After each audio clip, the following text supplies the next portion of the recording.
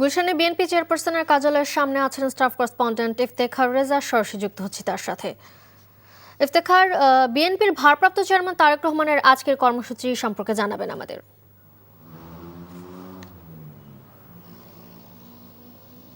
মালিহা, আজকে পূর্ব নির্ধারিত কোনো কর্মসূচি নেই। কিছুক্ষণ আগে বিএনপির ভারপ্রাপ্ত চেয়ারম্যান তারেক রহমান জুমার নামাজ আদায় করতে গিয়েছিলেন।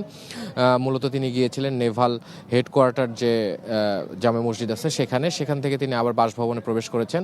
আমরা যতটুকু শুনেছি যে তার যে কর্মসূচি সেটি মূলত আজকে বিকেলের দিকে হয়তো গুলশান চেয়ারপারসন কার্যালয়ে তিনি যেতে পারেন এবং পরবর্তীতে হয়তো সেখান থেকেই তিনি সন্ধ্যা পর্যন্ত বা সন্ধ্যার পর পর্যন্ত তার দাপ্তরিক যে দলীয় কাজকর্ম যেগুলো রয়েছে সেগুলো তিনি সম্পন্ন করবেন এবং হয়তো দলের যে স্থায়ী কমিটির যারা সদস্য রয়েছেন তারা দু একজন প্রয়োজনে দেখা করতে আসতে পারেন বা সারা দেশ থেকে বিভিন্ন জেলা বা উপজেলা কমিটির যারা নেতাকর্মী রয়েছেন তাদের সাথেও হয়তো সাক্ষাৎ হতে পারে বলে আমরা ধারণা করছি।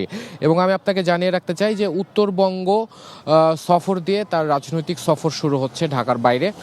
মূলত 11 জানুয়ারি শনিবার সেই সফর তিনি করছেন। বগুড়া, রংপুর, দিনাজপুর সহ আরও কয়েকটি জেলা তিনি সফর করবেন এবং এই জেলাগুলো সফর করা অবস্থায় যে রুটগুলো বা সড়কগুলো পড়বে সেই সড়কগুলোতেও হয়তো তিনি বিভিন্ন স্থানে অনির্ধারিতভাবে দাঁড়াতে পারেন বা 5-10 মিনিটের জন্য হয়তো দলীয় নেতাকর্মীদের সাথে মত বিনিময় করতে পারেন বলে আমরা আশা করছি। এবং আগামী 18 জানুয়ারি আমরা বিভিন্ন গণমাধ্যমে দেখেছি যে চট্টগ্রামের যারা দায়িত্বপ্রাপ্ত নেতা রয়েছেন তারা জানিয়েছেন যে 18 জানুয়ারি চট্টগ্রামে যেতে পারেন বিএনপির ভারপ্রাপ্ত চেয়ারম্যান তারেক রহমান এবং পরবর্তীতে 22 জানুয়ারির দিকে তিনি সিলেটে যেতে পারেন এবং সেখানেও হয়তো দলীয় যে সব কর্মসূচি রয়েছে সেই কর্মসূচিগুলোতে তিনি অংশগ্রহণ করবেন।